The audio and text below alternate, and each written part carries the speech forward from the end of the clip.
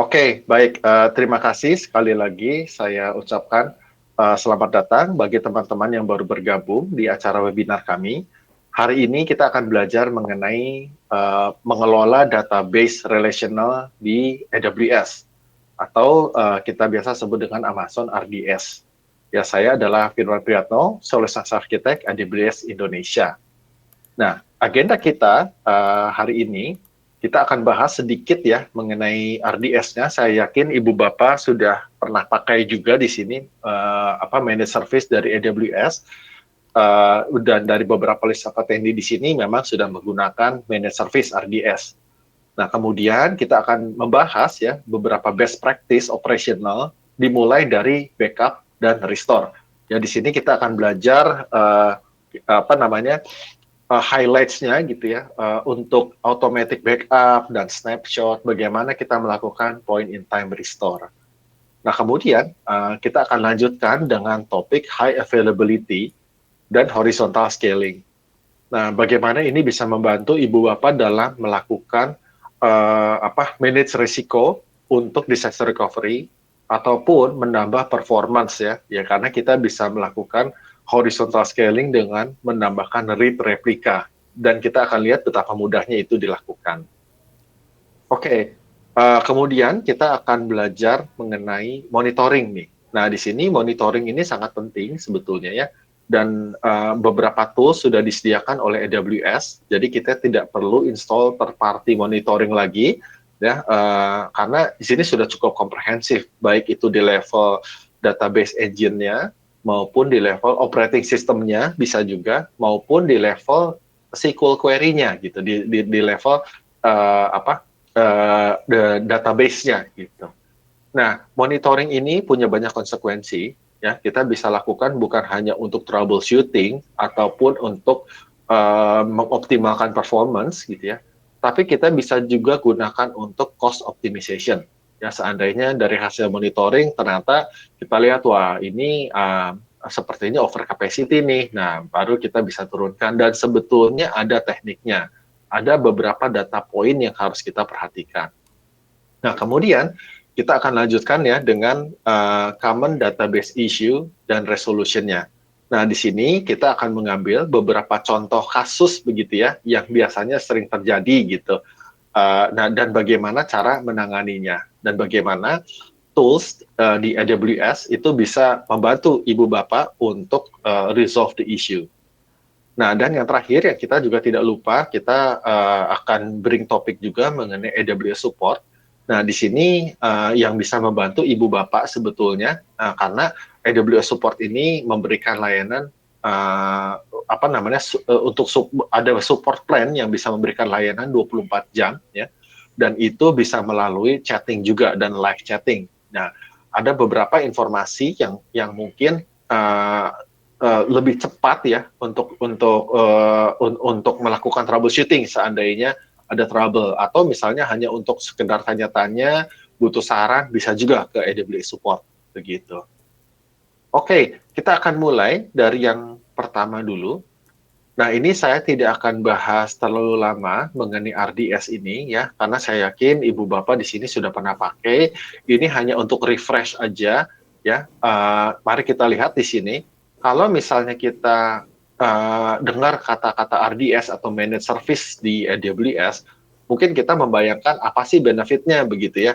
Nah, mungkin untuk Ibu Bapak yang belum pernah pakai sama sekali gitu ya Managed Service RDS, nah ini perbedaannya kalau kita bandingkan dengan mengelola database sendiri di data center, di on-premise, bukan di cloud. Nah, kolom yang paling kiri yang berwarna putih semua, ini artinya yang harus kita kelola. Ya, kalau kita menjalankan database di data center kita sendiri. Artinya kita harus menyediakan power, AC, networking, rack, server maintenance, OS installation, terus all the way sampai ke database optimization dan manajemen application connection-nya begitu. Nah, tapi setelah kita bergerak ke cloud, nah misalnya kita menggunakan virtual machine begitu ya, yang biasa disebut EC2 kalau di AWS. Nah, ini artinya yang warna orange ini sudah dikelola oleh AWS. Kita lihat kolom yang kanan, kalau misalnya kita menggunakan, ya kita running database di AWS menggunakan virtual machine, artinya AWS sudah membantu ibu bapak untuk menyediakan power, rack, server maintenance, serta operating system installation.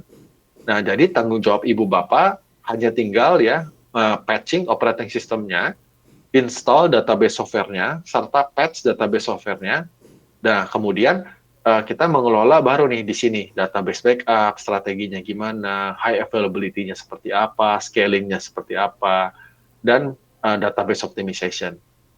Nah, tapi kalau misalnya kita tidak mau repot ya untuk high availability, database backup dan lain-lain, kita bisa menggunakan managed service ya, yang namanya adalah RDS di sini. Nah, di sini kalau misalnya kita menggunakan RDS, artinya kita tidak perlu lagi direpotkan dengan OS patch, bahkan database software installation maupun database patch-nya. Nah, untuk database backup, high availability strategi serta scaling-nya itu dipermudah ya, disediakan oleh AWS, dan ini bisa ibu bapak nyalakan atau matikan atau modifikasi dengan beberapa klik saja di konsol gitu. Tidak perlu kita sampai install lagi gitu ya database server kedua, terus melakukan setup replikasi dan lain-lain gitu. Nah, akibatnya apa? Akibatnya kita jadi punya kesempatan lebih untuk optimisasi di bagian database serta aplikasinya. Nah, kita bisa fokuskan ke performa dan kita bisa fokuskan ke kegiatan yang menghasilkan value gitu untuk bisnis kita. Nah, RDS ini ya fiturnya apa saja sih gitu kalau misalnya bisa kita lihat. Ya ini sebetulnya hanya highlights-nya ya, 5 fitur highlights ini. Yang ke satu, kita di RDS itu sudah termasuk automatic backup. Nah, nanti kita akan cerita automatic backup ini apa saja yang di backup, seberapa seringkah dan seberapa mudah kita melakukan restore. Yang kedua adalah fitur read replika. Nah, ini biasanya digunakan kalau database kita, ya aplikasi kita itu banyak read-nya begitu ya. Nah, ini bagaimana caranya kita menambah performa gitu ya dengan menambahkan read replika gitu. Nah, yang ketiga adalah multi-AZ. Nah, multi-AZ ini biasa digunakan untuk disaster recovery ya atau high availability. Nah, sehingga misalnya primary database instance-nya kita ada trouble, misalnya for some reason, nah nanti secondary database-nya akan otomatis menggantikan. Nah, kita akan punya kesempatan untuk memperlihatkan demo, ya, short demo gitu ya, pre-recorded, seberapa cepat sih gitu untuk failover ini gitu. Dan multi-AZ ini kenapa disebut multi-AZ? Karena kita bisa menyimpan secondary database-nya itu di availability zone lain. Nah, mungkin bagi ibu bapak yang mungkin masih ingat gitu ya konsep availability zones, kalau di AWS itu, misalnya kita pakai region di Jakarta misalnya ya. Nah, itu kita itu tidak hanya berdiri di satu data center, tapi kita punya cluster of data centers yang di Indonesia ini misalnya ada 3 cluster of data center. Masing-masing cluster itu berjarak optimal ya, berbeda kota, dan masing-masing cluster ini kita sebut dengan availability zone begitu ya. Nah, kemudian fitur yang keempat kita lihat ini automatic patching ya. Jadi kita bisa opt-in gitu ya untuk kita, supaya kita bisa dapatkan updates dari database engine, baik itu major version atau minor version. Kita bisa opt-in dan kita bisa pilih waktunya kapan dia mau diupdate secara otomatis. Dan yang terakhir ya, sebetulnya ini easy to monitor. Jadi kita dipermudah gitu untuk monitoring performance database kita dan untuk troubleshooting-nya. Di sini termasuk untuk performance, untuk cost, dan juga untuk logs-nya gitu ya. Oke, nah engines apa saja sih yang disupport oleh RDS? Mari kita lihat. Nah, karena RDS ini khusus untuk relational database, ya, nah, ada 6 engines yang disupport. Kita lihat di sini mulai dari yang mulai dari Postgre, SQL Server ya Microsoft, MySQL, MariaDB dan Oracle. Nah, ada engines yang keenam yang kita sebut dengan Amazon Aurora. Apakah ini? Ini adalah PostgreSQL dan MySQL ya yang kita reverse engineer. Nah, supaya dia punya kapasitas seolah seperti enterprise grade database. Ya, nah cuman untuk Amazon Aurora ini tidak akan kita bahas terlalu detail dalam sesi kali ini, tapi intinya di Amazon Aurora ini kompatibel dengan Postgre atau MySQL. Jadi itu bisa digunakan oleh ibu bapak. Oke, nah saya tidak akan mendemonstrasikan bagaimana cara membuat RDS database gitu ya, karena saya yakin ibu bapak di sini sudah pernah pakai juga. Nah, saya akan masuk ke agenda yang kedua, yaitu mengenai backup dan restore database. Nah, kita asumsikan ya, kita ceritanya sudah punya satu database cluster atau lebih. Nah, kemudian kita akan mulai membackup nih gitu si database-nya. Nah, mungkin ibu bapak ketika create si RDS itu, uh, nanti kan ada options ya, berapa lama gitu retention-nya mau kita gunakan gitu ya, database-nya, automated backup. Nah, mungkin ibu bapak bertanya-tanya, ini automated backup ini buat apa sih gitu. Nah, terus apa bedanya dengan snapshot gitu. Nah, mari kita bahas. Oke, jadi untuk backup ya, di Amazon RDS, itu kita sediakan dua macam. Yang pertama adalah automated backups. Yang kedua adalah manual snapshot. Nah, kita akan bahas dulu untuk yang automated backups. Nah, jadi apa saja sih kalau barusan Pak Firman bilang kan fitur RDS itu sudah termasuk automated backup, jadi kita udah nggak usah ngurusin nih gitu, tinggal dinyalakan atau dimatikan saja fiturnya. Seperti apa sih sebetulnya di backup, seberapa sering nge-backupnya? Nah, ini adalah ilustrasinya. Jadi kalau misalnya kita mengaktifkan fitur automated backups gitu ya di RDS, itu otomatis kita akan mendapatkan ya daily snapshot ya, satu hari sekali. Nah, tapi di luar daily snapshot itu ditambahkan sama transaction logs di sini gitu. Nah, transaction logs ini akan berlangsung setiap 5 menit sekali gitu. Nah, jadi selain daily snapshot itu ditambah transaction logs setiap 5 menit sekali. Jadi misalnya kita bikin backup retention-nya itu misalnya kita 7 hari, kita akan simpan rollover backup selama 7 hari. Nah, artinya dari hari Senin sampai hari Minggu gitu. Nah, dan setiap hari adalah satu kali. Di antara daily backup tersebut, kita menyimpan juga transaction logs-nya. Nah, transaction logs ini serta snapshot ini bisa kita gunakan untuk apa? Nah, bisa kita gunakan untuk point in time restore sampai hitungan detik. Nanti akan kita coba. Ya. Nah, kemudian hasil backup-nya ini disimpan di mana sih gitu? Apakah kita harus subscribe extra storage kah gitu ya? Nah, jadi memang ketika kita berlangganan RDS, itu sudah termasuk ongkos untuk backup storage 1:1 sesuai dengan database storage yang kita subscribe saat itu. Nah, kemudian hasil backup-nya ditaruh di mana? Kita taruh di object storage yang biasa dikenal dengan nama S3 gitu ya. Dan object storage ini tersebar di 3 availability zone sekaligus. Jadi kecil sekali kemungkinannya untuk hasil backup-nya ini hilang gitu atau korup gitu. Dan hasil restore-nya ini bisa kita taruh di availability zone lain atau bahkan region lain begitu ya. Nah, jadi ini adalah highlights ya, key takeaways-nya kalau kita menggunakan automated backups, artinya kita akan mendapatkan daily backup sejumlah hari yang kita tentukan antara 7 sampai 35 hari, dan di antara snapshot ya, daily snapshot itu kita diberikan juga transaction logs gitu. Nah, bagaimana mekanismenya snapshot itu bekerja? Jadi sebetulnya snapshot itu pertama kali kita melakukan snapshot itu pasti akan full snapshot. Ya, misalnya kita provision database storage kita 10 GB, berarti snapshot pertama kita 10 GB. Kemudian snapshot yang berikutnya itu incremental, artinya hanya perubahan datanya saja begitu. Jadi misalnya kalau kita misalnya melakukan 3 kali backup, misalnya Senin, Selasa, Rabu begitu ya, bukannya artinya menjadi 30 GB begitu. Tapi hanya hari pertama aja ya 10 GB, berikutnya adalah incrementalnya.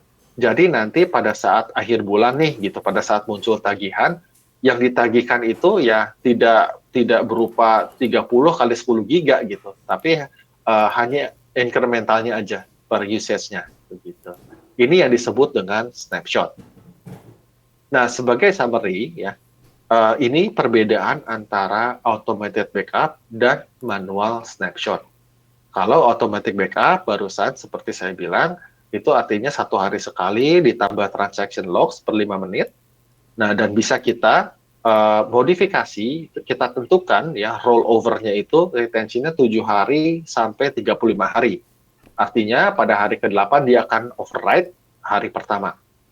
Itu untuk automated backup. Nah, biasanya ini digunakan untuk point in time restore. Ya, misalnya kita ada satu kesalahan nih, misalnya ada kita nggak sengaja nih ngedrop table gitu ya. Nah, kita mau restore ke misalnya menit kesekian sebelum table tersebut di drop. Itu bisa menggunakan point in time restore. Ya, ke detik manapun selama masih dalam cakupan si automated backup tersebut. Nah, berbeda dengan manual snapshot yang ada di kolom kanan. Nah, nanti ya manual snapshot ini itu kita create secara manual. Nah, kalau misalnya automated backups itu akan otomatis ke override ya sesuai dengan retention, manual snapshot ini tidak. Manual snapshot ini akan terus disimpan ya sampai kita delete gitu. Nah, manual snapshot ini biasanya kita gunakan untuk apa? Satu, misalnya kita mau melakukan change nih, misalnya kita mau merubah database version gitu ya misalnya, atau misalnya kita mau ada project baru, atau kita mau migrasi misalnya ke region lain, kita bisa menggunakan manual snapshot ini, kemudian snapshot-nya kita share ke region lain. Atau misalnya kita sudah tidak menggunakan database instance ini lagi, akan kita delete, tapi datanya mau kita simpan jaga-jaga kalau suatu waktu misalnya kita perlukan untuk audit dan lain sebagainya. Nah, kita bisa melakukan manual snapshot, setelah itu database-nya kita hapus. Artinya kita hanya akan bayar si file storage-nya aja, bukan database instance-nya. Oke, nah kita akan bahas secara detail nih, gitu ya. Bagaimana kita proses restore snapshot gitu ya. Di sini nanti dalam demo, ya short demo, kita akan kasih lihat ya. Di sini saya menggunakan contohnya database engine-nya saya gunakan MySQL. Nah, ketika saya mengambil snapshot gitu ya atau automatic backup itu akan ditaruh di object storage. Kemudian ya kita akan restore si database tersebut ke database baru. Ya, ini yang biasa disebut dengan point in time restore gitu.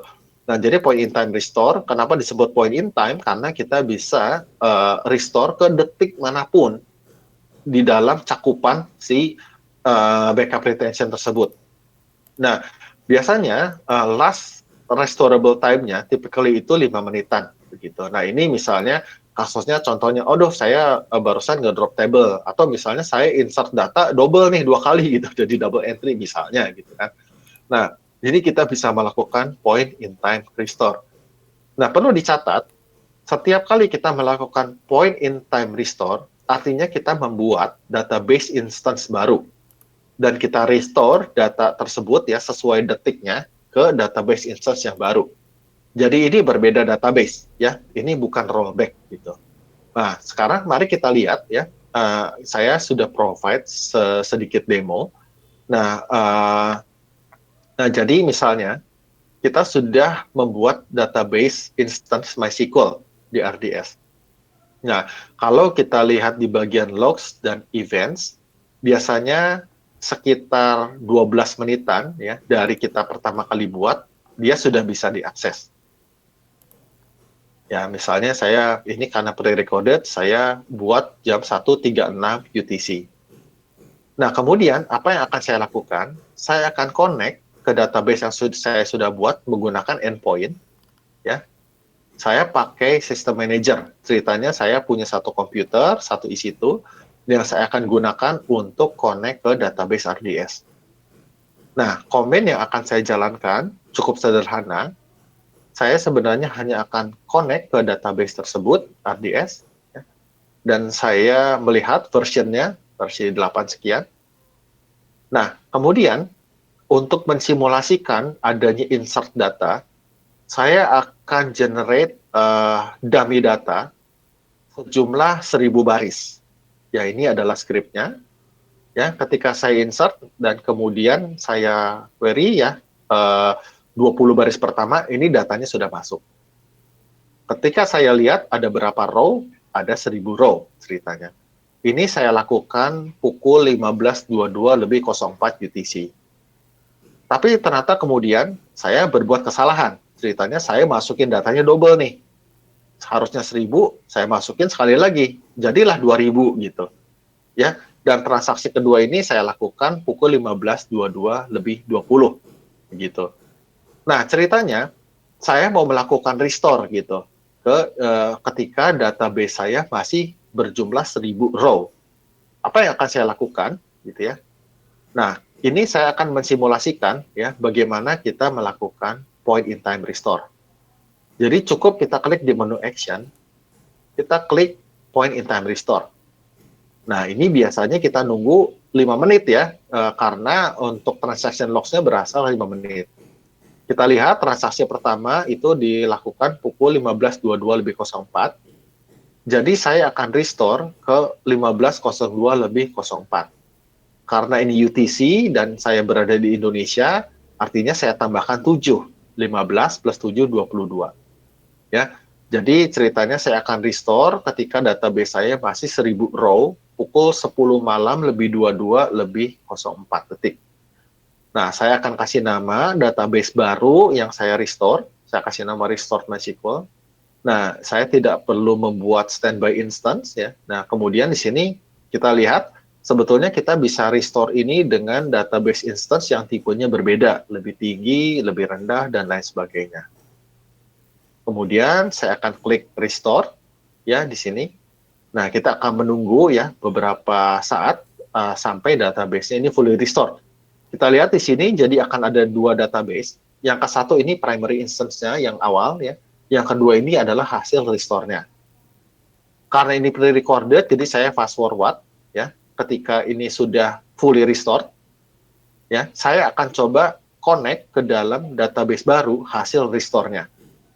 Saya akan gunakan connection string-nya dan seperti biasa menggunakan salah satu EC2 machines untuk connect ke database tersebut.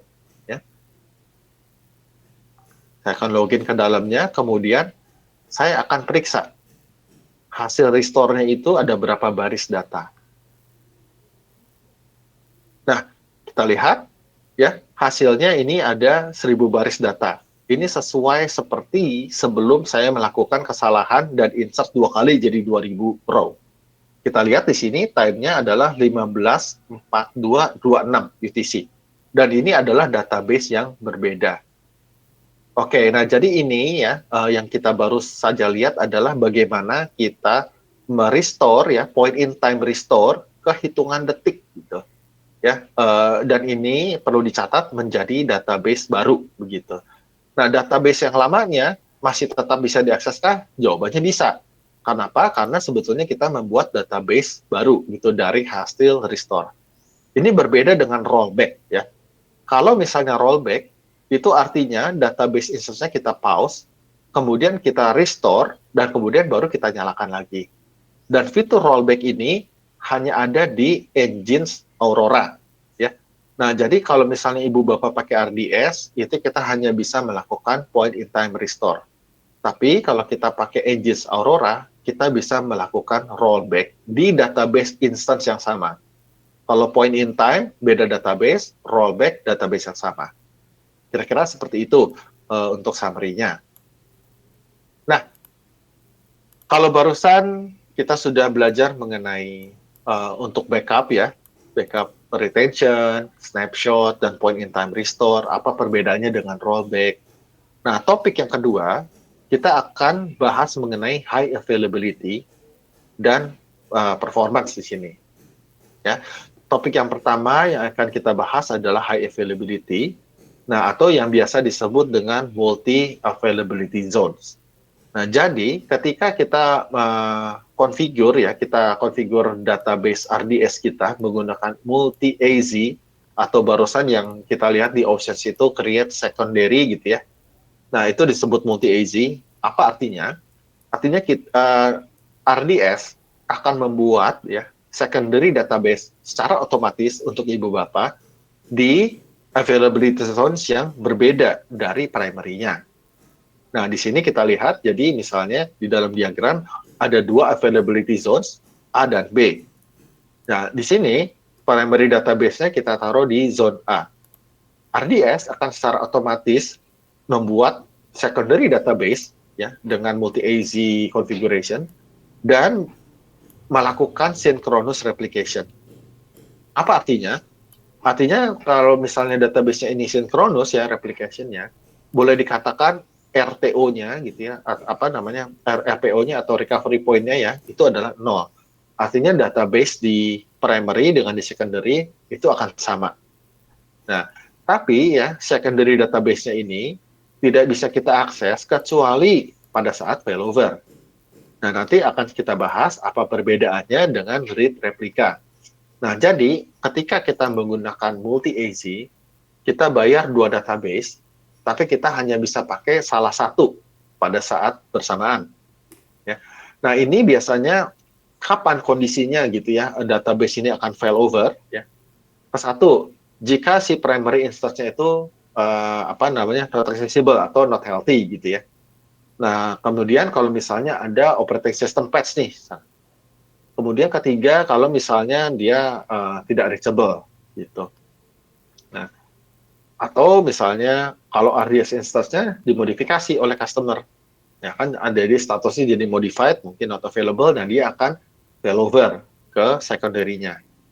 Atau misalnya primary instance-nya busy atau unresponsive, atau terjadi software failure, atau user initiated failover. Nah, ini yang akan kita simulasikan.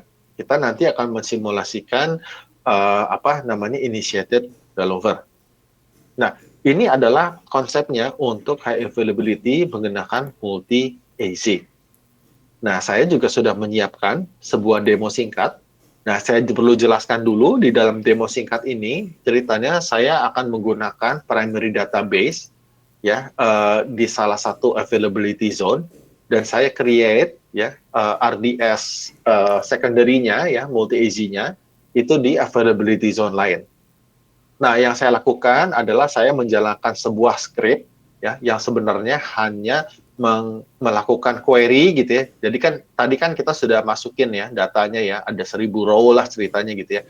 Nah, itu saya ceritanya hanya query dan hasil query-nya ini setiap 10 detik sekali gitu ya ke database endpoint. Nah, mari kita lihat. Nah, di sini saya sudah punya database instance saya. Ya. Kalau misalnya kita lihat di bagian configuration, di sini kita bisa lihat bahwa secondary-nya ada di zone B, sedangkan primary-nya ada di zone C. Nah, kemudian saya akan copy endpoint ini, saya hanya akan menggunakan satu endpoint, ya. Nah, dan seperti biasa, saya menggunakan EC2 Machines untuk connect ke database tersebut. Nah, di sini yang perlu kita perhatikan, saya tidak perlu mengganti database endpoint connection saya ketika melakukan failover. Nah, ini adalah script-nya ya. Script-nya ini sederhana, dia hanya akan return ya setiap 10 detik sekali IP address si RDS-nya. Ya, kenapa kita pakai endpoint? Supaya kita tidak perlu mencatat IP address-nya.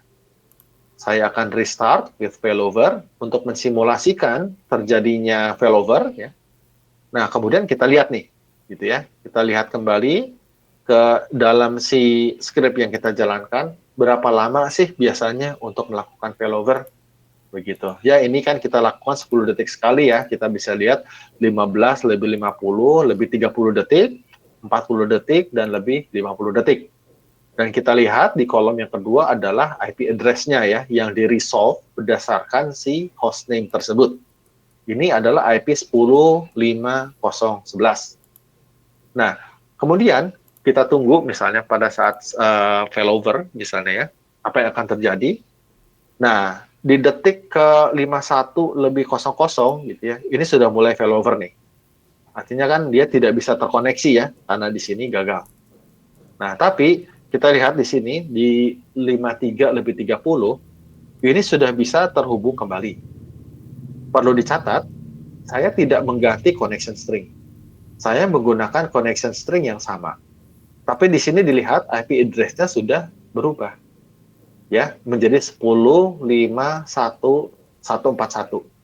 Ini adalah secondary-nya yang barusan saya katakan ada di zone B, begitu. Nah, jadi bisa kita lihat ya, sesuai dari dokumentasi, typically untuk failover ini berlangsung selama 120 detik atau sekitar 2 menit. Nah, kalau kita lihat di sini dari 51 ke 53 lebih 30 ya ada sekitar 2 menitan. Begitu. Ya, dan ini kita mensimulasikan failover. Begitu. Nah, apa yang terjadi dengan database primary-nya? Nah, dia akan tukeran peran. Ketika secondary-nya menjadi primary, primary-nya akan menjadi secondary, begitu. Dan kita akan bisa melihat itu di konsol.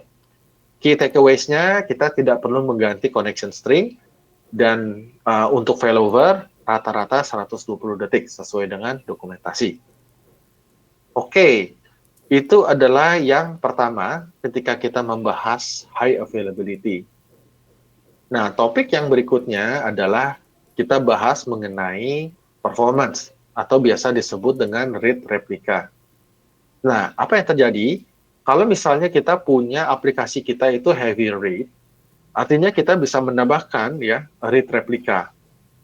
Nah, di sini read replika untuk setiap cluster ya, untuk setiap satu primary kita bisa menambahkan sampai 5 read replika. Ya, nah, di sini read replika ini kita bisa pakai itu berada di dalam region yang sama ataupun region yang berbeda. Nah, di sini ya kita bisa menambahkan jumlah read replika ini gitu ya, dan besarannya pun bisa berbeda-beda gitu size-nya. Tidak perlu sama dengan primary-nya gitu. Nah, kalau misalnya perbedaannya apa dengan multi-AZ? Di dalam reader ini itu tidak ada automatic failover ya. Jadi maksudnya read replika ini tidak bisa kita gunakan sebagai automatic failover. Kenapa? Karena endpoint-nya berbeda. Satu endpoint untuk read write yaitu ke arah primary, dan satu lagi endpoint khusus untuk read only. Dan itu akan diarahkan ke read replikanya. Nah, tapi seandainya misalnya kita mau melakukan manual failover, ya, read replika ini bisa kita ubah menjadi primary di cluster baru. Dia jadi bisa kita promote menjadi primary gitu di cluster baru. Nah, mari kita lihat ya perbedaannya apa yang paling mendasar dari kedua solusi tersebut ya, dua konfigurasi. Kalau multi-AZ ya itu menggunakan synchronous replication. Sedangkan untuk replika itu menggunakan asynchronous. Nah, untuk multi-AZ ya, berarti kita hanya bisa menggunakan satu instance, sekalipun kita bayarnya 2. Nah, kalau read replika semuanya bisa diakses, gitu. Nah, di sini kalau untuk availability zone ya, itu memang hanya tersedia di region yang sama, yang minimal kita bisa pakai 2 availability zone. Sedangkan kalau read replika itu bisa di AZ yang sama, bisa di AZ yang berbeda, bahkan region yang berbeda, gitu. Nah, contoh use case-nya apa di sini ya? Kalau multi-AZ itu untuk DR ya, sedangkan untuk read replika itu biasa digunakan untuk meng-offload read traffic-nya, begitu. Oke, itu adalah perbedaannya ya. Saya tidak menyediakan demo untuk yang read replika. Kita akan langsung masuk ke topik yang berikutnya, yaitu monitoring your database, gitu. Nah, ini topik yang cukup penting. Kenapa? Karena memiliki banyak konsekuensi. Oke, monitoring tools apa saja yang sudah disediakan di dalam lingkungan AWS RDS ini? Nah, sumber datanya kita bisa dapatkan 3. Tools yang pertama, kita bisa menggunakan Performance Insights. Nah, ini tools yang sangat berguna, ya, yang biasanya bisa digunakan bukan hanya untuk tuning database-nya, tapi untuk tuning aplikasinya. Misalnya kita bisa membuat query yang jauh lebih efisien. Dan di sini sebetulnya kita bisa membantu teman-teman developer kita gitu. Jadi ini bukan hanya sekedar scope of work-nya database admin gitu ya, tapi kita bisa bekerja sama dengan developer ya untuk membaca performance insight tersebut gitu. Yang kedua ada enhanced monitoring. Nah, enhanced monitoring ini memberikan matrix yang near real time gitu ya, dengan resolusi 1 detik gitu ya. Bahkan sampai ke level operating systemnya begitu. Karena kan yang namanya RDS pasti ada operating systemnya, hanya kita tidak bisa akses gitu ya, tapi metriknya kita bisa dapatkan melalui enhanced monitoring. Dan yang ketiga adalah kita menggunakan CloudWatch metric. Nah, jadi RDS otomatis akan mengirimkan metrik ya, dan metrik apa saja kita akan lihat di slide berikutnya yang bisa kita monitor gitu. Nah, dari hasil monitoring ini sebetulnya kita bisa melakukan banyak hal. Kita bisa melakukan optimization, bisa kita pakai untuk troubleshooting, dan juga kita bisa pakai untuk trend analysis. Seandainya kita sudah harus menambah kapasitas database kita, gitu. Kita lihat satu persatu. Kita mulai dari CloudWatch metric. Nah, metrik apa saja yang biasanya kita perlu perhatikan di sini, dan kita bisa mengaksesnya ini langsung dari menu konsol RDS-nya, ataupun dari menu CloudWatch. Nah, beberapa metrik yang biasanya sangat berguna kalau misalnya kita mengelola database di AWS, yang pertama adalah CPU utilization. Dan di sini berdasarkan persen, gitu ya. Dan yang kedua adalah memory consumption. Nah, ini bisa kita lihat ini dari variable memory. Artinya ini memori yang masih bisa dipakai gitu ya. Nah, kemudian untuk I/O. Nah, untuk I/O ini ada submetriknya, yaitu kita bisa melihat ada free storage space, ada read-write IOPS, dan read-write latency. Nah, selain dari CloudWatch metric ini, ya, kita bisa mengaktifkan fitur enhanced monitoring. Nah, fitur enhanced monitoring ini kita bisa aktifkan kalau kita modify si database instance kita. Ada pilihannya, activate enhanced monitoring. Nah, apa saja yang akan didapatkan dari enhanced monitoring ini? Kita akan mendapatkan metrik dari operating systemnya, dan resolusinya itu setiap 1 detik. Ya, jadi di sini kita bisa pakai banyak sekali. Biasanya apa saja yang digunakan di dalam enhanced monitoring ini? Ya, biasanya CPU utilization. Nah, CPU utilization-nya ini ya bukan hanya percentage doang, tapi kita bisa lihat di sini ya CPU weight-nya gitu. Ini artinya CPU yang unused ketika dia menunggu untuk I/O akses. Yang kedua adalah disk I/O. Ini bisa kita pakai ketika kita mengaktifkan enhanced monitoring. Ya, dan di sini salah satu metrik yang berguna adalah disk queue depth. Ini artinya number of pending I/O request. Nah, nanti di slide berikutnya kita akan belajar ya sesuai dengan skenario ya. Kapan sih kita naikin disk I/O? Kapan kita tahunya disk I/O itu sudah tidak mencukupi begitu. Dan metrik yang ketiga adalah memori. Di sini kita bisa lihat active memory ya dalam kilobytes dan juga free memory. Oke. Selain dari metrik, begitu ya, kalau metrik ini kan berhubungan dengan performa ya, ada CPU, disk, dan lain-lain. Nah, selain itu, sebetulnya RDS juga menyediakan logs. Nah, logs ini ada berbagai jenis, ya, mulai dari slow query logs, audit logs, ataupun error logs. Nah, logs ini disimpan di mana? Sebetulnya ada 2 tempat. Ya, jadi di dalam RDS-nya memang dia tidak mengambil terlalu banyak tempat ya gitu, tidak lebih dari 2%. Nah, tapi hasil si logs ini sebetulnya itu diekspor ke CloudWatch logs. Nah, jadi Ibu Bapak juga bisa menggunakan CloudWatch logs untuk melihat ya logs-nya gitu.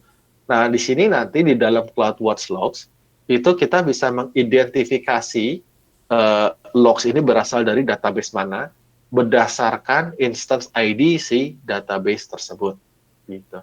Nah, ini sangat berguna kalau misalnya kita mau melihat ada slow query logs di mana ya, gitu. Pas kemarin mungkin kita lihat kok ada slow pas jam sekian, gitu. Nah, di sini kita bisa lihat di logs-nya query mana yang bertanggung jawab atas slow query tersebut, begitu ya. Dan kita bisa mengaksesnya. Kalau dari konsolnya RDS, kita bisa download logs-nya, dan itu akan purge every 24 rotated ya. Nah, untuk long term-nya kita bisa menggunakan CloudWatch Logs karena akan diekspor ke sana. Nah, seperti barusan saya bilang ya, dari hasil monitoring ini, apa saja sih manfaatnya gitu dengan melakukan monitoring? Bukan hanya untuk troubleshooting, tapi yang pertama ya, konsekuensinya adalah kita jadi lebih punya visibility terhadap performance.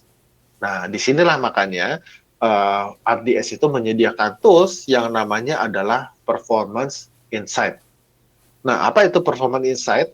Nah, ini tools yang sangat berguna. Ini yang bisa dipakai bareng-bareng nih antara data DBA dan developer gitu ya. Nah, jadi RDS menyediakan satu dashboard ya yang namanya Performance Insight. Kita bisa mengaksesnya ya dari menu RDS Performance Insight. Nah, di sini ya kita bisa pilih jangka waktunya ya, mau 1 jam dan lain-lain. Nah, di sini apa saja yang akan di-display ya. Dia akan melihat si database monitoring sampai level database-nya, sampai level query-nya. Jadi yang dimonitor ini tidak hanya infrastrukturnya, tapi query-nya. Nah, kita lihat di sini ya, SQL query mana ya, dan aplikasi mana gitu yang dari server mana yang paling sering mengakses, dan usernya siapa, dan database mana yang paling sering diakses di situ. Nah, dan juga ini waktu tunggu ya, ada top waits di sini, ya, kita bisa lihat begitu. Nah, ini yang informasi ini yang sering sekali digunakan untuk melakukan optimization. Misalnya di sini top SQL gitu ya, karena masih ada select star nih gitu. Ya, mungkin itu bisa dioptimize. Oh, ada table locking nih. Nah, itu mungkin bisa dioptimize begitu. Nah, metrik yang dihasilkan ya oleh si dashboard ini ya itu kita summary-kan dalam bentuk average active session. Nah, ini yang perlu kita perhatikan. Kalau misalnya kita lihat dashboard si Performance Insight, ini terbagi menjadi 6 bagian. Ya, kita lihat di paling atas itu ada time period, yang kedua ini ada OS dan database level counter metric gitu ya. Nah, kemudian kita bisa memfilter juga berdasarkan atribut. Nah, baru di bawahnya itu ada lagi diagram untuk agregasinya. Nah, yang disebut dengan AAS ini average active session, ini adalah database connection yang sebenarnya sudah terhubung gitu ya, aplikasinya sudah terhubung, terkonek ke database, tapi belum submit request atau lagi nunggu respon balik dari si database gitu. Nah, ini beberapa tips yang cukup sederhana ya. Kalau misalnya kita lihat, kalau misalnya angka AAS ini kurang dari 0, berarti ini idle ya. Mungkin ada problem di aplikasinya nih, atau memang nggak ada yang akses sama sekali gitu, belum ada. Nah, kalau misalnya AAS ini di bawah angka 1 gitu ya, ini artinya ideal, dia tidak terblokir. Nah, usahakan gitu ya, kita melihatnya AAS ini lebih kecil dari jumlah CPU ya, CPU core-nya gitu. Jadi misalnya kalau CPU core-nya itu ada 2, ya kita usahakan kurang dari 2. Kalau melebihi 2, apa artinya? Biasanya ini ada performance problem. Ya, dan ini kita bisa optimize nanti, entah kita gedein si database instance-nya ya, atau kita misalnya menggunakan query yang lebih optimize begitu. Nah, tapi kalau active session-nya AAS ini angkanya jauh melebihi number of CPU core, nah ini biasanya berarti terjadi bottleneck gitu. Nah, mari kita lihat contohnya gitu ya, contoh kasus gimana sih kalau terjadi CPU bottleneck.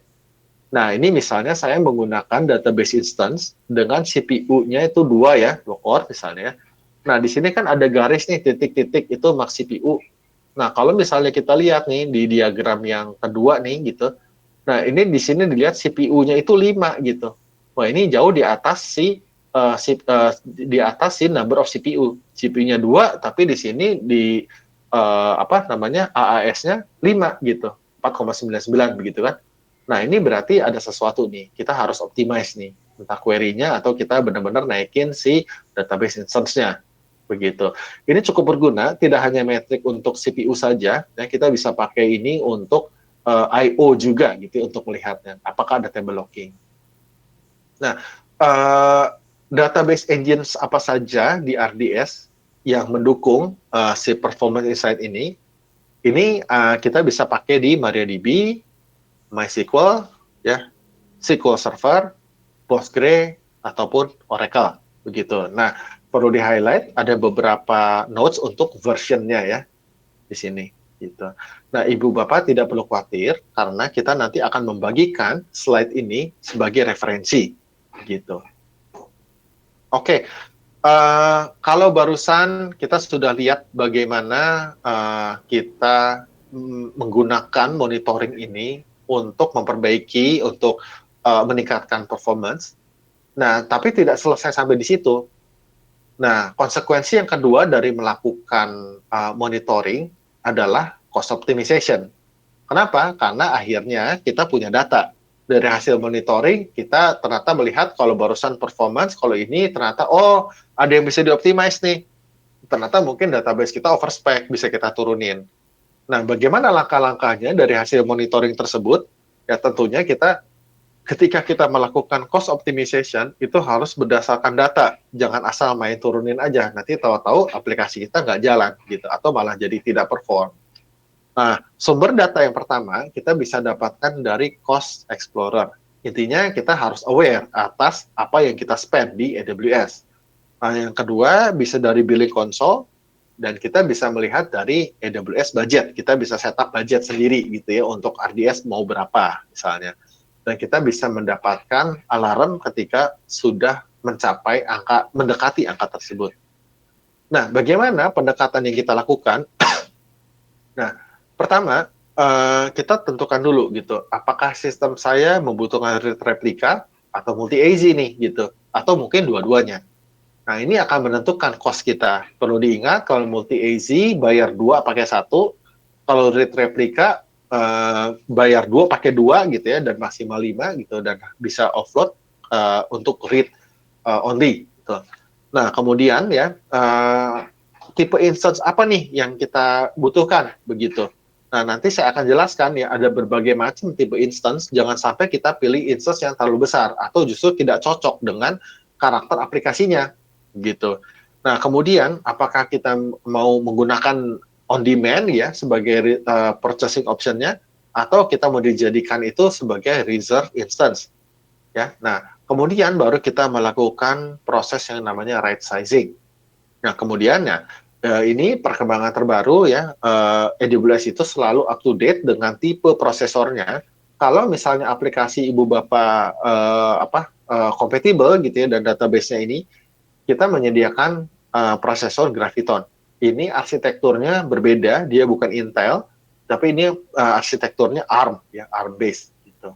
Nah, dan yang ketiga, sama seperti barusan saya bilang pada saat ngobrolin Performance Insight, jangan lupa, antara tim aplikasi dengan tim DBA itu harus kompak, harus saling ngobrol untuk menyelesaikan masalah, untuk kita melihat sama-sama nih, gitu.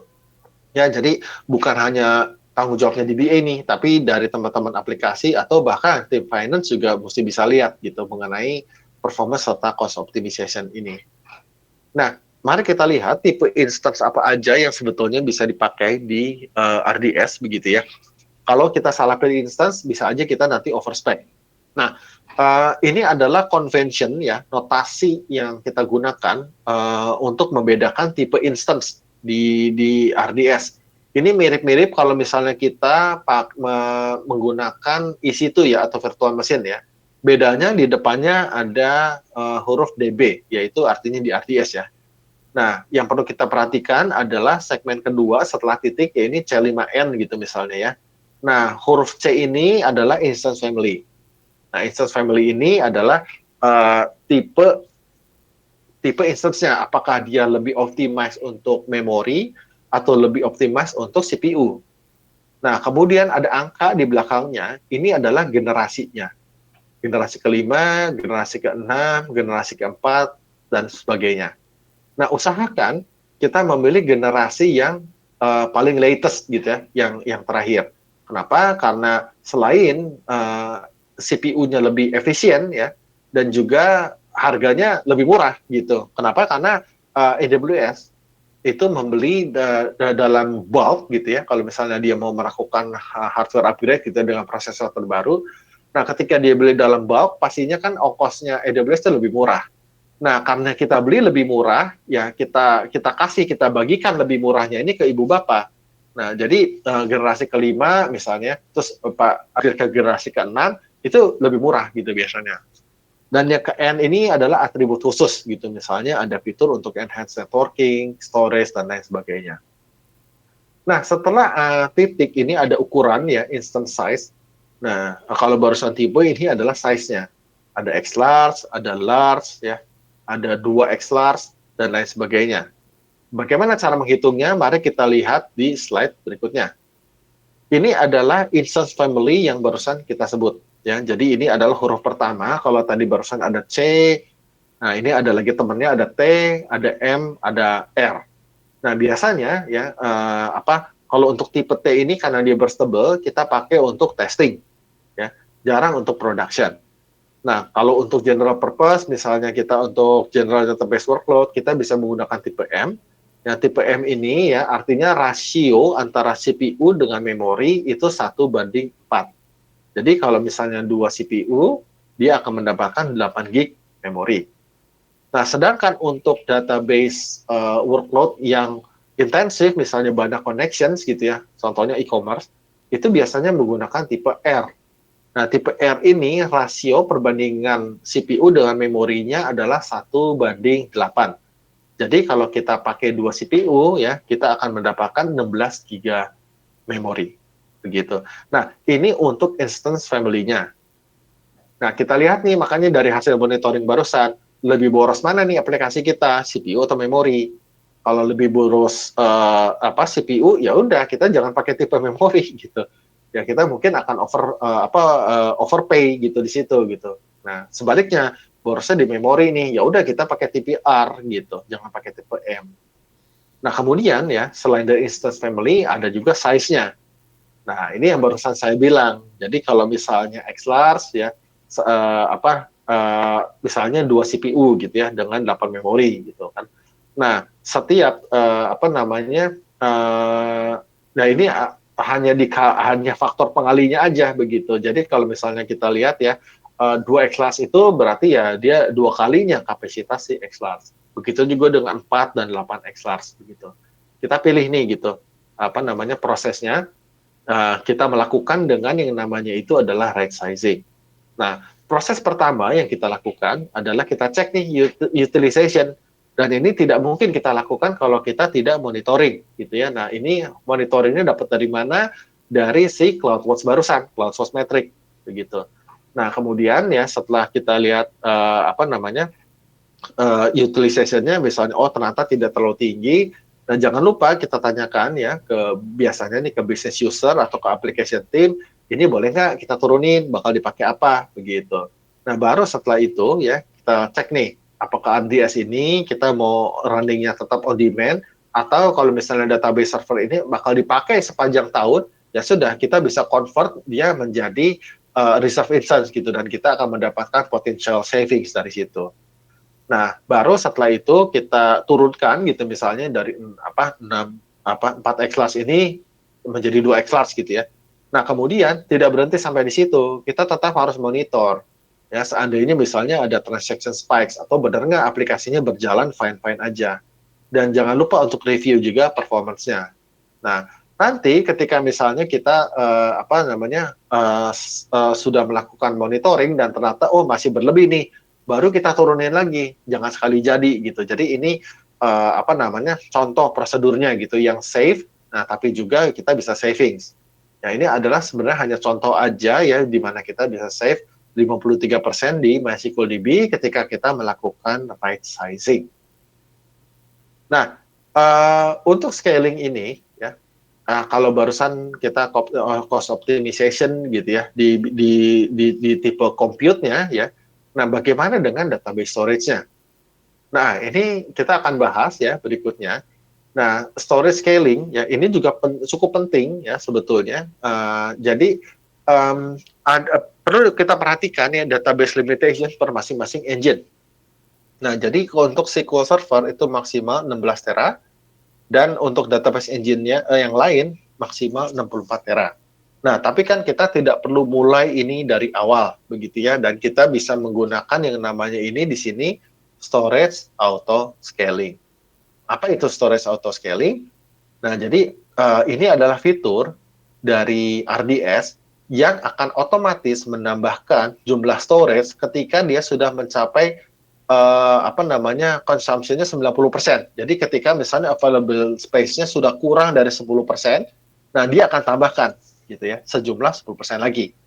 Nah, tapi kalau misalnya kita 10% atau 5 giga gitu minimalnya. Tapi kalau misalnya kita lihat nih, misalnya oke nih besok bakal ada transaksi besar-besaran dan bakal lebih dari 10%, ya sudah, kita secara manual kita increase dulu gitu si storage-nya gitu menjadi misalnya 1 tera gitu misalnya seperti itu. Ya. Nah, kenapa di sini? Karena ada keterbatasan ya. Kita hanya bisa melakukan storage resize itu 1 kali per 6 jam gitu. Jadi perlu diperhatikan. Nah, kedua, kalau misalnya kita melihat dari sisi performance ya, dan biasanya dan ini ada hubungannya dengan IOPS. Nah, itu kita punya beberapa tipe storage ya. Nah, storage yang paling common, paling umum kita namakan dengan tipe GP2. Nah, GP2 ini punya 3 IOPS untuk setiap giganya. Jadi misalnya kita pakai database 100 giga, otomatis kita akan mendapatkan 300 IOPS. Ya. Nah, minimalnya 100. Nah, kalau misalnya kita menggunakan tipe storage yang kita misalnya membutuhkan IOPS-nya itu lebih dari itu, kita bisa menggunakan tipe storage IO atau GP3 gitu ya. Nah, di sini kita bisa menentukan IOPS sendiri. Nah, nanti di slide berikutnya kita akan bahas nih gitu ya, sesuai dengan case masing-masing, di mana sih gitu, kapan saya harus menambahkan IOPS gitu untuk si database tersebut, dan berapa, dan tipe storage mana yang saya harus pilih, begitu. Oke, barusan kita sudah belajar ya beberapa, ya kalau misalnya kita lihat, kita sudah belajar high availability, kita sudah belajar untuk backup dan restore, dan kita sudah belajar juga monitoringnya, dan juga kita sudah belajar untuk right sizing, dan kita mengetahui bahwa konsekuensi dari monitoring, kita bisa melakukan cost optimization dan juga meningkatkan performance. Nah, ini saya sudah siapkan beberapa skenario, ini sebagai contoh aja. Nah, tapi yang namanya skenario pasti ada batasan dan tidak terbatas sampai di sini. Kalau misalnya ibu bapak punya skenario atau punya case yang khusus, bisa reach out ke kami, ke tim solutions architect ataupun account manager, kita akan bantu. Nah, ini dari hasil teman-teman di lapangan membantu para customer, kita come up dengan beberapa skenario yang sering terjadi. Nah, mungkin ibu bapak sering mendapatkan pertanyaan gitu, sering bertanya-tanya, aduh ini database saya crash, gimana nih? Atau database saya kenapa ya slow ya? Gitu. Terus kenapa nih aplikasi saya sering failed connection nih ke database nih? Begitu. Atau database saya nggak bisa ditulis nih, storage-nya full nih, gimana nih? Nah, kita lihat ya dari beberapa case ini ya. Contoh sampel case pertama. Nah, ini yang paling yang common case ya. Kita pilihkan ada 3 atau 4 case. Ini ke satu, lack of memory. Simptomnya apa? Biasanya database-nya slow. Nah, terus kemudian pada saat aplikasinya establishing connection, kadang-kadang suka fail gitu. Nah, terus kadang-kadang dia suka crash. Nah, dari simptom ini kita melakukan monitoring. Jangan lupa tadi monitoring itu penting. Nah, apa saja yang harus dimonitor? Pertama, kita monitor variable memory. Dari mana kita dapatkan metrik ini? Dari konsol RDS ataupun CloudWatch. Ada metriknya yang namanya variable memory. Nah, ini kita lihat di sini berapa RAM yang masih tersedia. Kalau sudah kecil, nah ini tanda-tanda nih. Dan kita bisa melakukan ini, kita bikin misalnya untuk 3 hari, 5 hari ke belakang. Kalau terus-terusan terjadi, nah ini adalah indikator. Mungkin ini memang kita harus naikin tipe insert-nya ke memori yang lebih besar. Yang kedua adalah swap usage-nya. Dan yang ketiga, ini yang penting adalah database connection. Nah, database connection ini maksimalnya sebetulnya tiap engines itu berbeda-beda. Nah, ini yang perlu kita perhatikan ya, untuk menambah jumlah connection gitu. Jadi sebetulnya ada default-nya. Nah, kita bisa menambah jumlah connection ini dengan ini ya, set max connection di dalam parameter group. Apa itu parameter group? Parameter group adalah fungsi dari RDS yang memungkinkan kita untuk mengubah parameter ya di dalam si RDS-nya. Karena kan kita tidak punya akses ke operating system, dan caranya kita mengubahnya, maksimum connection-nya gimana, itu menggunakan parameter group. Dan ini kita bisa set melalui konsol. Nah, usahakan ya untuk healthy database gitu, itu kita monitor memory consumption itu maksimal lah ya, masih ada sisa itu 5-10% lah gitu yang available di dalam si instance-nya. Nah, ini adalah common case, dan selain menaikkan jumlah memori ya di dalam instance kita, atau misalnya kita naikin si jumlah max connection-nya per database engine, apakah ada cara lain? Ada. Jawabannya adalah kita bisa memanfaatkan RDS proxy. Nah, tapi perlu dicatat, RDS proxy ini baru tersedia untuk engine MySQL dan Postgre. Ya. Nah, ini berlaku untuk RDS maupun Aurora ya. Kalau Aurora kan sudah jelas RDS dan Postgre. Nah, apa sih yang dilakukan oleh RDS proxy? RDS proxy ini bisa melakukan connection pooling. Ya, apa itu connection pooling? Jadi misalnya kita punya aplikasinya banyak nih yang harus nembak ke database. Nah, dia bisa tembak ke RDS proxy dulu. Nah, di sini RDS proxy nanti akan pooling connection ini hanya menjadi satu connection gitu. Nah, ini apa namanya yang disebut dengan multiplexing gitu ya. Nah, jadi ini dia bisa scalable sampai ratusan atau bahkan ribuan connection gitu ya. Nah, yang kedua ya, dia bisa melakukan connection multiplexing. Ini bisa dilakukan oleh si RDS proxy begitu. Nah, ini sebenarnya sebagai salah satu contoh begitu ya. Kalau misalnya kita memang ini patternnya biasanya yang teman-teman yang pakai aplikasinya serverless nih gitu, misalnya Lambda gitu, atau misalnya container. Nah, di container tiba-tiba aplikasinya jumlahnya meningkat, connection database connection-nya jadi ratusan atau bahkan ribuan. Nah, kita bisa menggunakan RDS proxy. Nah, selain itu, RDS proxy juga sebetulnya bisa membantu mempercepat proses failover. Ya, jadi kalau misalnya barusan di multi-AZ itu 120 detik, kalau menggunakan RDS proxy ini bisa kurang dari itu. Oke, itu kalau kasusnya adalah kurang memori, gitu ya. Nah, sekarang kita akan lihat kasus kedua. Kasus kedua adalah lack of compute power. Nah, ini simptomnya apa ya? Kalau misalnya database slow, nah dan CPU utilization-nya tinggi gitu. Nah, ini adalah kita mesti lihat. Kalau CPU utilization-nya tinggi, kita cek juga kredit balance-nya masih ada nggak. Nah, ini biasanya applicable untuk database instance yang tipenya burstable atau tipe T barusan di dalam instance family kita. Ya. Nah, kenapa ini disebut burstable? Karena sebetulnya kita dikasih kredit. Jadi untuk ibaratnya kalau misalnya kita burst ya, itu akan makan kredit balance kita. Nah, seperti itu. Ini contohnya. Nah, bisa juga ini karena barusan si execution-nya ya, si query-nya itu kurang efisien. Nah, kita bisa melihatnya itu menggunakan RDS logs barusan gitu ya, dan kita lihat di dalam slow query logs. Slow query logs ini harus diaktifkan dulu, jadi kita bisa modify database instance kita, dan ketika kita scroll ke bawah, nanti ada options ya, logs apa saja yang akan kita ekspor ke CloudWatch logs. Nah, kita centang yang judulnya slow query logs. Nah, di sini itu kita bisa mendapatkan begitu informasi query mana yang mengakibatkan high CPU spike tersebut begitu. Nah, kasus yang ketiga nih biasanya yang sering terjadi ini adalah kurangnya IOPS. Nah, ini biasanya terjadi kalau misalnya kita menggunakan ya read replika misalnya, oh ada replication lag nih, kok database-nya nggak sinkron. Nah, ini biasanya kurang IOPS nih. Nah, apa saja yang harus kita monitor?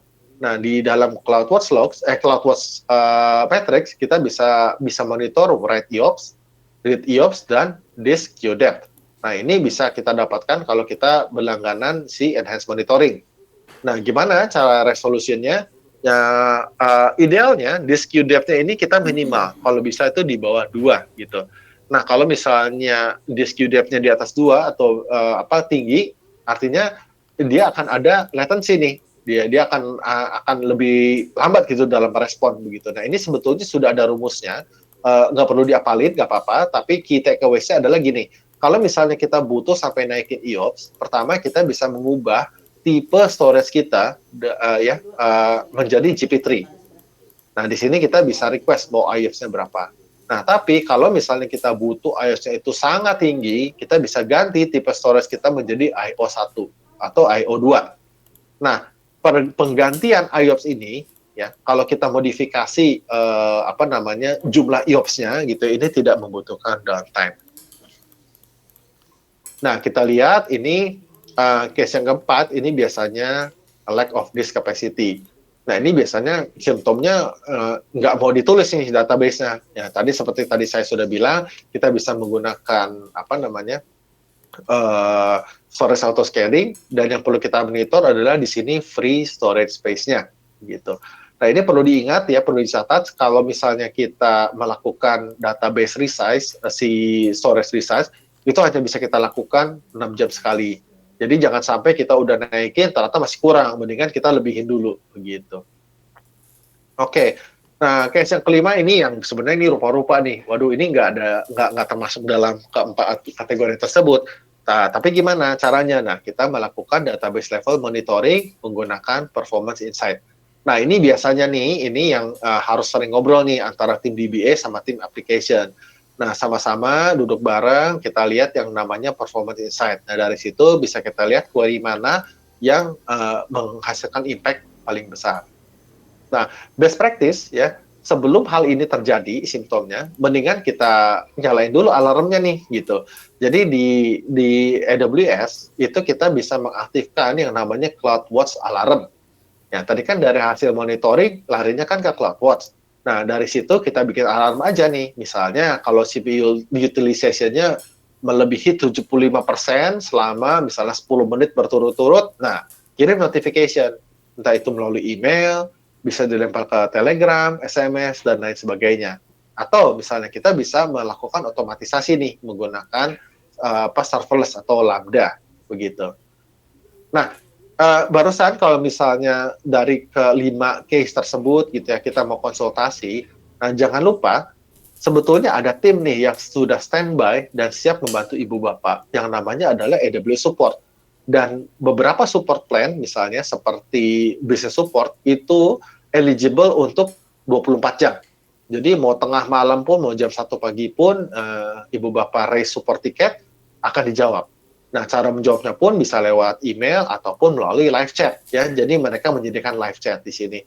Jadi jangan lupa sebetulnya kenapa kita menyarankan ibu bapak berlangganan support plan ya, minimal business support begitu ya. Karena bukan hanya bisa dipakai untuk tanya jawab, tapi mereka itu punya akses ke logs yang kita sendiri nggak punya. Jadi misalnya teman-teman account manager atau teman-teman solution architect seperti saya, itu kan kita tidak bisa lihat datanya ibu bapak, dan kita juga tidak bisa mengakses RDS bapak, apalagi mengakses virtual machine yang menjalankan RDS tersebut. Nah, tapi AWS Support mereka punya akses ke logs-nya tersebut, ke OS log-nya gitu. Jadi bisa membantu ibu bapak kalau misalnya dalam troubleshooting, ini salahnya di mana ya? Di database engine saya atau memang di infrastrukturnya. Nah, itu tim support jauh lebih cepat daripada solution architect. Kenapa? Karena mereka punya tools lebih banyak dan mereka punya akses terhadap informasi yang lebih luas daripada kita gitu. Nah, mungkin ibu bapak di sini yang baru pertama kali belum pernah raise support ticket, di sini ada caranya. Sangat mudah. Jadi di konsol AWS sebelah kanan atas ada tulisan support. Kita klik support center dan kemudian kita create case. Nah, ini perbedaannya barusan dari subscription-nya ya. Kalau misalnya business support, ini SLA-nya ya. Kalau misalnya kita pilih pada saat kita create case ya, severity-nya, usahakan kita pilihnya tuh yang production system impaired. Kenapa? Supaya kita mendapatkan SLA lebih baik. Dalam kurun waktu kurang dari 4 jam harus sudah ada respon, begitu. Nah, ini satu hal yang penting sebetulnya. Jadi jangan lupa untuk subscribe ke Business Support. Oke, nah informasi tambahan ya, selain dari AWS Support yang bisa kita ajak ngobrol 24 jam, ya saya juga membagikan resource ini, nanti ada linknya ini bisa diklik ya, jangan khawatir Ibu Bapak, karena slide ini akan saya berikan setelah webinar ini selesai, ya kita bisa belajar dari workshop ya, bagaimana cara kita replicate gitu ya, terus bagaimana kita menggunakan performance insight, nah apa saja kuota dan constraint di Amazon RDS dan lain sebagainya. Nah, selain dari resource yang Ibu Bapak bisa akses dan bisa baca, sebetulnya kita juga punya training dan certification. Nah, ada 3 bentuk yang bisa kita tawarkan. Pertama, kita punya digital course dan ini no additional charge ya. Kita bisa akses ke skillbuilders.aws. Nah, kita tinggal search ini, judul course-nya adalah Database Learning Plan. Nah, di sini ya sudah tersedia dalam bahasa Indonesia. Nah, kalau misalnya kita punya tim ya, DBA misalnya ada 10 orang gitu. Nah, kita juga bisa kontak dengan tim training and certification kita untuk kita melakukan on-site training gitu ya. Dan di sini sudah ada ya offernya kalau jadwal yang sudah dipublish, ya kelas yang publik, itu ada di aws.training. Kita tinggal search aja, nama course-nya adalah Planning and Designing Database on AWS. Nah, ini adalah instructor-led, dan dia ada hands-on lab-nya. Nah, tapi kalau misalnya di Ibu Bapak tidak menemukan jadwal yang cocok, reach out to us, kita akan ngobrol sama tim training and certification, kita akan bikinkan course untuk Ibu Bapak. Nah, ini untuk teman-teman database ya yang mau mengambil jalur sertifikasi, ini juga ada namanya AWS Certified Database Specialty Exam. Sorry, hanya kelebihan 1. Nah, di sini kita akan belajar bukan hanya relational database, tapi juga non-relational database, gitu ya. Nah, key takeaways-nya, Ibu Bapak tidak sendirian.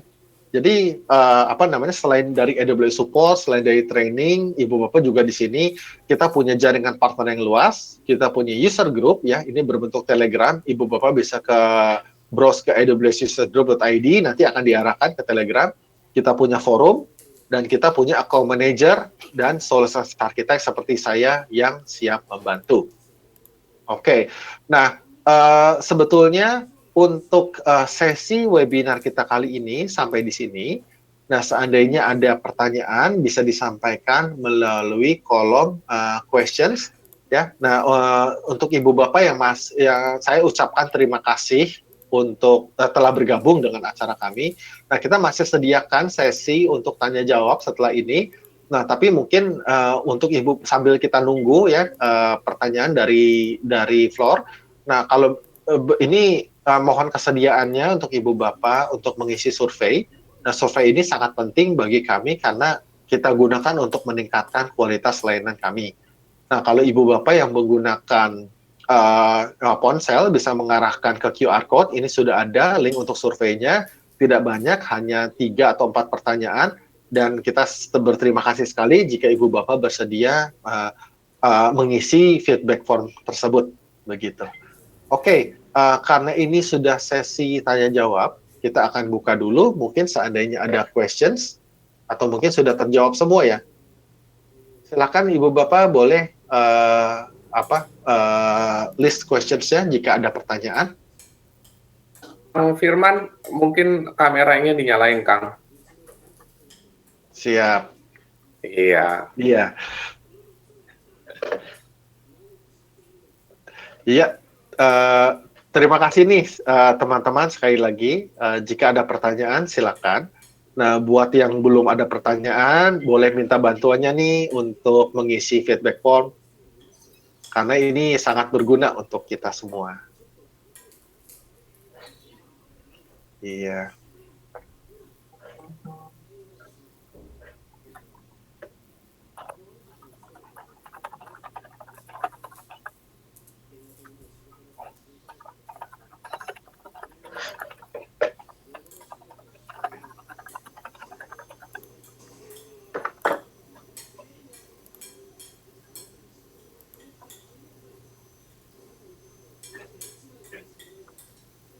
Ya sekali lagi kita ingatkan Ibu Bapak untuk mengisi feedback form. Nah, saya akan copy paste juga ini linknya di sini ya di chat. Seandainya Ibu Bapak ingin mengisinya menggunakan uh, ini ya laptop ya.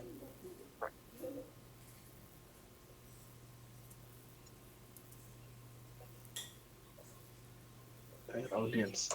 Oke, saya sudah kirimkan link surveinya di kolom chat. Ibu Bapak bisa mengaksesnya. Kalau ada pertanyaan, silakan sampaikan di kolom question and answer. Oh ya, oke. Ada pertanyaan nih, Kang Firman, ada 3 ya.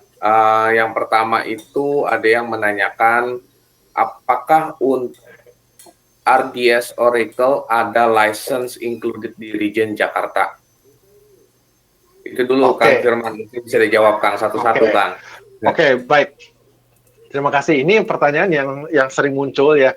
Dan ini memang unfortunately untuk region Jakarta atau region CJK itu belum ada untuk yang license included-nya. Nah, terakhir yang tersedia itu adalah di region Singapura. Kita sudah tanyakan juga ke tim service apakah akan ada. Kita juga belum mendapatkan jawaban dan sepertinya belum ada rencana untuk membuatnya menjadi available di region Indonesia. Jadi kalau teman-teman membutuhkan RDS Oracle, kita bisa menggunakan bring your own license gitu. Nah, pertanyaan kedua ada yang menanyakan gini Kang, jika saya menggunakan storage auto scaling, kemudian saya melakukan data housekeeping sehingga size database-nya menjadi kecil kembali, apakah bisa otomatis menyusut juga storage-nya? Oke. Nah, ini pertanyaan bagus nih. Ini saya sering dapat juga sih kita pertanyaan ini gitu ya. Wajar lah ya kalau misalnya kita menggunakan database pasti kan growing, terus kita melakukan housekeeping, kita susut, tapi kan kita bayar storage-nya kan sesuai dengan yang kita klaim kan gitu ya. Nah, ini unfortunately begini. Untuk storage auto scaling sebetulnya itu bisa kita sebut auto growing begitu ya supaya nggak salah sangka. Jadi ketika nambah dia bisa otomatis nambah. Tapi karena kita menganut sistemnya itu kayak watermark gitu ya, terakhir kali di mana. Jadi kalau sudah bertambah ini dia tidak bisa menyusut sendiri nih begitu. Nah, kalau misalnya masih dalam kapasitas misalnya berapa 10-20% lebihnya gitu ya, itu nggak masalah. Tapi kalau misalnya lebihnya itu banyak banget nih, saya tadinya 100 giga, sekarang saya cuma pakai 2 giga gitu kan, lebihnya kan banyak banget. Nah, gimana nih? Nah, ini memang tidak ada jalan belum ada jalan yang straightforward. Kita harus restore database tersebut ke database baru yang size-nya lebih kecil gitu, si storage-nya begitu. Baru database yang lamanya kita matiin gitu. Jadi memang untuk storage itu baru ada seperti itu. Tapi ini pertanyaan bagus, jadi perlu diingat juga nih Ibu Bapak begitu. Jadi sebetulnya praktik yang terbaik ya sebelum kita planning gitu, planning untuk menaikkan jumlah storage kita, best practice-nya kita melakukan ya housekeeping, database housekeeping gitu. Itu praktik yang sangat baik sekali gitu. Oke, jadi cukup jelas ya Kang ya. Jadi kalaupun misalnya udah menyusut kembali, dia harus pakai database yang baru dengan size yang lebih kecil ya, dan mematikan database kita yang bisa restore gitu, ya. kita bisa restore ya. Oke. Yang pertanyaan ketiga nih Kang, bagaimana jika saya ada legacy application yang membutuhkan akses ke OS level ketika menjalankan RDS? Oke. Nah, ini pertanyaan menarik nih. Ini juga sering sih biasanya terjadi untuk teman-teman yang mungkin baru migrasi ya, begitu ya. Nah, dan biasa migrasinya ini lift and shift, aplikasinya tetap legacy, dan ada beberapa database engines yang saya butuh nih gitu sampai user level akses gitu ya ke dalam si database engine atau operating systemnya. Nah, sebetulnya ada dua cara. Ada beberapa fungsionalitas yang bisa diakomodir dengan parameter group atau option group. Misalnya, contohnya kalau untuk SQL Server, kita mau mengaktifkan SSIS atau SSRS. Nah, itu kita bisa dengan option group. Nah, tapi di luar itu, misalnya seandainya kita butuh benar-benar nih operating system level gitu ya, Nah, sekarang RDS itu sudah menyediakan opsi yang namanya RDS Custom. Nah, untuk RDS Custom ini, kita dikasih akses untuk ke si operating systemnya. Nah, tapi perlu dicatat, ya, karena ini kombinasi service yang baru begitu ya, RDS Custom ini, kita mesti memberikan akses ke ibu bapak, tapi kita juga tetap harus bisa melakukan managed service. Nah, tentunya ada ongkos lebih gitu. Dia lebih mahal sedikit gitu ya daripada si RDS yang biasa begitu. Nah, jadi ibu bapak tidak perlu khawatir gitu ya. Nanti untuk kita bisa bantu assess gitu kalau misalnya ibu bapak ada kebutuhan mengenai ini, apakah perlu sampai RDS custom atau memang lebih efisien pakai ya sudahlah kita install database di atas EC2, atau sebenarnya bisa diakomodir dengan option group atau parameter group gitu. Jadi sekarang sudah tersedia option yang namanya adalah RDS custom. Ini baru gitu. Semoga ini menjawab pertanyaan ibu bapak nih. Iya. Iya, sejauh ini sih belum ada pertanyaan lagi, Kang. Mungkin kalau misalnya Bapak dan Ibu atau rekan-rekan masih ada pertanyaan, kita masih jalanin sedikit sesinya. Saya akan ada sedikit pengumuman di bagian akhir. Nah, langsung aja di drop. Jadi saya bisa panggil Kang Firman lagi nanti kalau ada pertanyaan. Nah, untuk next-nya saya akan hanya sharing sedikit ya. Event kita berikutnya itu adalah ini belum diganti judulnya, tapi pembicaranya sama Kang Firman juga mengenai membangun infrastruktur AWS yang memiliki ketersediaan tinggi untuk aplikasi web. Ya, jadi ini mengenai web app ya, membangun web app yang scalable. Nah, ini tanggal 21 Juli 2022 bulan depan. Jika ada rekan-rekan yang berminat, langsung bisa di-scan QR code-nya atau bisa dikunjungi page-nya di sebelah sini. Nah, selain itu, besok kita juga punya acara in person ya. Tadi Kang Firman udah bilang, moga-moga dalam waktu dekat kita bisa ketemu atau bisa menghadiri acara langsung in person ya. Nah, sebenarnya besok udah ada, kita akan ada acara mengenai AWS Migration Day. Nah, kita akan membahas praktek migrasi terbaik dan juga memodernisasi cloud yang sukses ya. Ini akan ada customer kita yang akan memberikan sedikit sharing mengenai pengalaman mereka bagaimana ketika mereka bermigrasi ke AWS. Ada dari FWD Insurance dan juga ada dari Lira Medica. Itu tanggal 16 Juni besok jam 9 pagi sampai jam 12 siang pada waktu makan siang. Nah, itu lokasinya ada di GS Luansa Hotel di ballroom ya. Tinggal langsung datang aja ke ballroom. Nah, bisa diregister di page ini atau di QR code ini ya. Sekian dari saya. Kayaknya Kang Firman nggak ada pertanyaan lagi. Tadi saya hanya mengingatkan aja, jangan lupa isi feedback form pada akhir acara, karena feedback form ini berguna banget buat kita untuk meningkatkan kualitas dari sesi kita sehingga kita bisa dapat input atau umpan balik untuk improvement apa yang harus kita lakukan pada sesi yang akan datang. Terima kasih Bapak dan Ibu. Kang Firman, terima kasih juga. Kayaknya udah nggak ada pertanyaan lagi, sudah selesai. Sekali lagi saya ucapkan terima kasih atas kedatangannya dan juga salam sehat selalu. Semoga bisa menghadiri acara kami besok ya, in person, jadi kita bisa ketemu langsung. Kalau misalnya ada yang ingin ditanyakan bisa dihubungi oleh ke kami, misalnya ada yang belum dapat deck-nya ataupun ada yang pengen ada yang ditanyakan, langsung bisa email ke saya atau Kang Firman nanti. Terima kasih sekali lagi saya ucapkan.